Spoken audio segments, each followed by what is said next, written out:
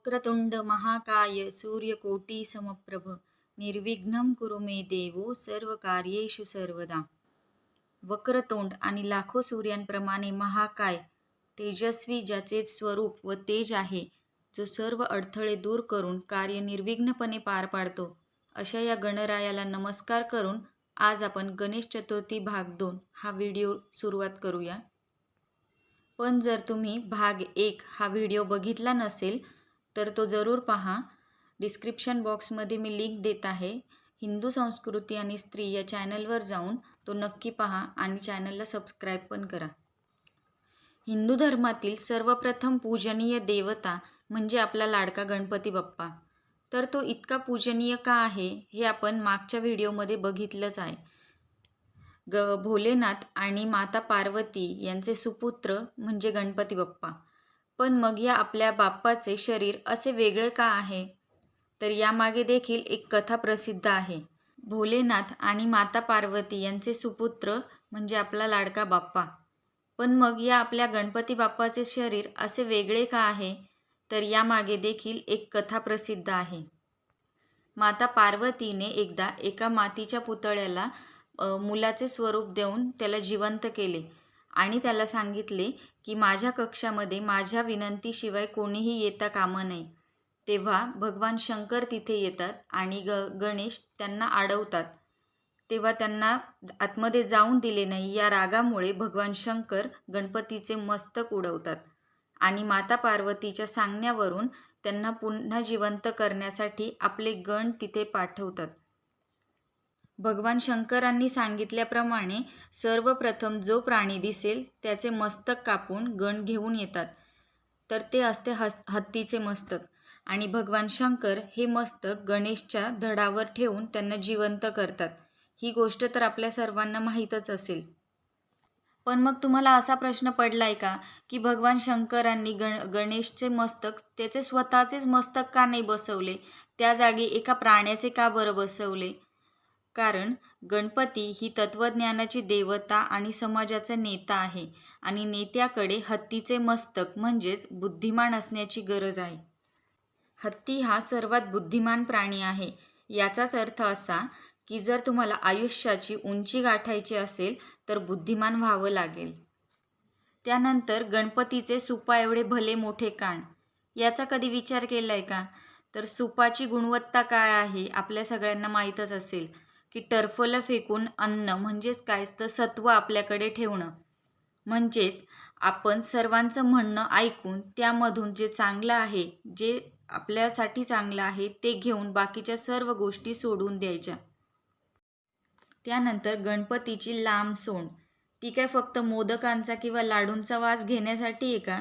तर नाही. गणपतीची लांब सोंड आपल्याला सांगते की दूरदृष्टी जीवनात असायला हवी. म्हणजेच काय तर दूरच्या विचाराने आपण चालायला हवं. कोणत्याही धोक्याची किंवा त्याचा अंदाज घेण्याची क्षमता आपल्याकडे असायला हवी. त्यानंतर येतात ते गणपतीचे छोटे छोटे डोळे. गणपतीचे डोळे आपल्याला छोटे आहेत हे तर माहितीच आहे. त्यातून आपल्याला त्याला काय सांगायचं आहे तर जीवनामध्ये सूक्ष्म दृष्टी ठेवायला हवी. थोडक्यात काय तर छोटे डोळे हे दीर्घदृष्टीची सूचक आहेत.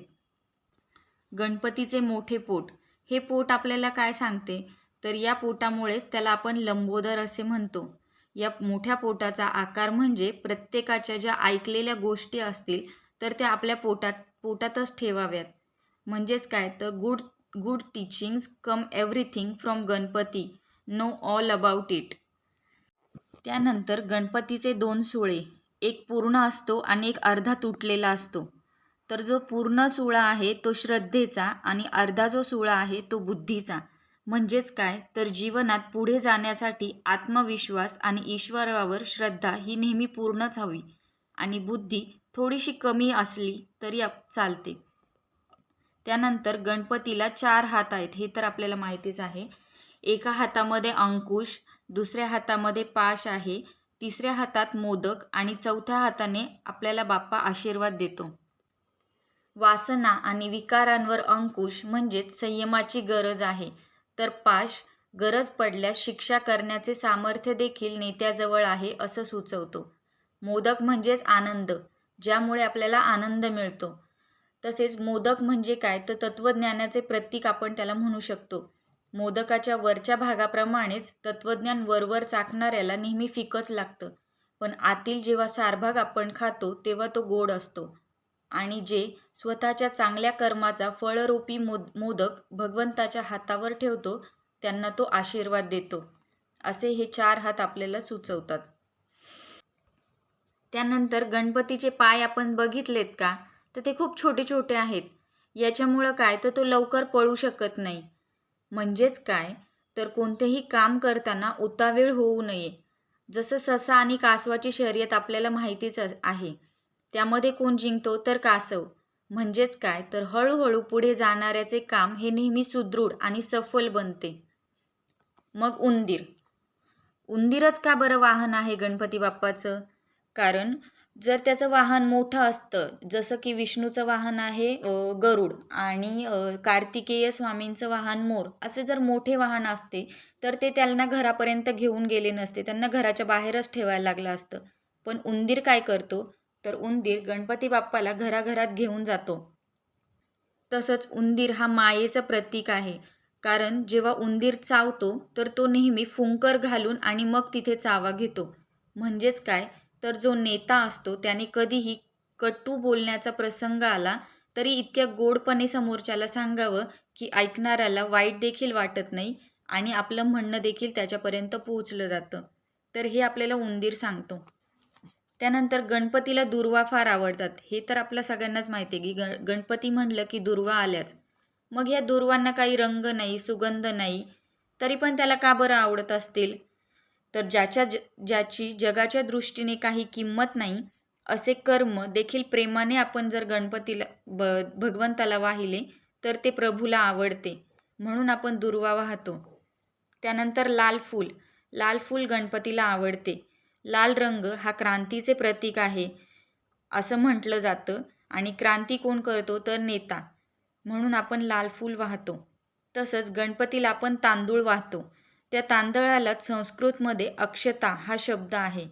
अक्षत म्हणजे अखंड, अखंड भक्ती म्हणजेच अक्षता.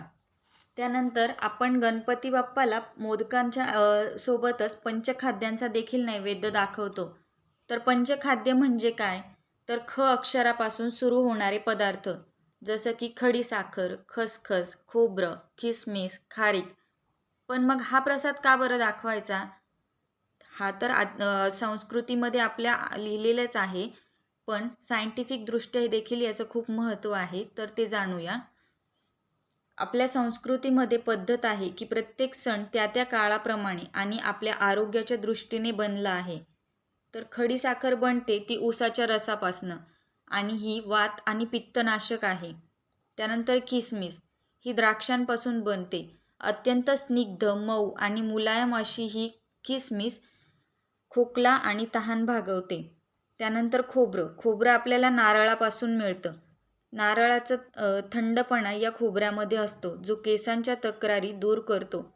त्यानंतर येते ती खारीक ही शारीरिक बळ देणारी, मानसिक थकवा दूर करणारी अशी आहे.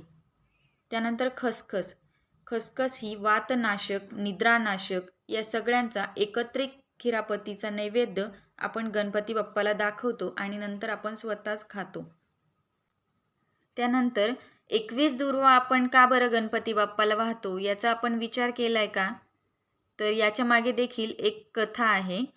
अनलासूर नावाचा एक राक्षस होता, जो पृथ्वीवरील लोकांना आणि देवांना पण त्रास द्यायचा. तर त्यांना गिळून तो टाकायचा. तेव्हा महादेवाच्या सांगण्यानुसार गणपतीला आज्ञा केली जाते. तेव्हा गणपती बाप्पा या अनलासुराला गिळून टाकतो आणि मग या अनलासुराला गिळल्यानंतर त्याच्या पोटामध्ये खूप जळजळ होते. तेव्हा कश्यप ऋषींच्या सांगण्यानुसार तिथून बाजूच्या दुर्वांच्या रानातून काही दुर्वा काढून त्यांची जुडी केली जाते आणि ती बाप्पाला खायला दिली जाते. तेव्हा त्यांची जळजळ थांबते आणि तेव्हापासूनच या 21 दुर्वां आपण गणपती बाप्पाला वाहतो. तर ही बाप्पाविषयीची माहिती तुम्हाला कशी वाटली हे कमेंट करून नक्की सांगा आणि व्हिडिओला लाईक आणि शेअर करायला सुद्धा विसरू नका.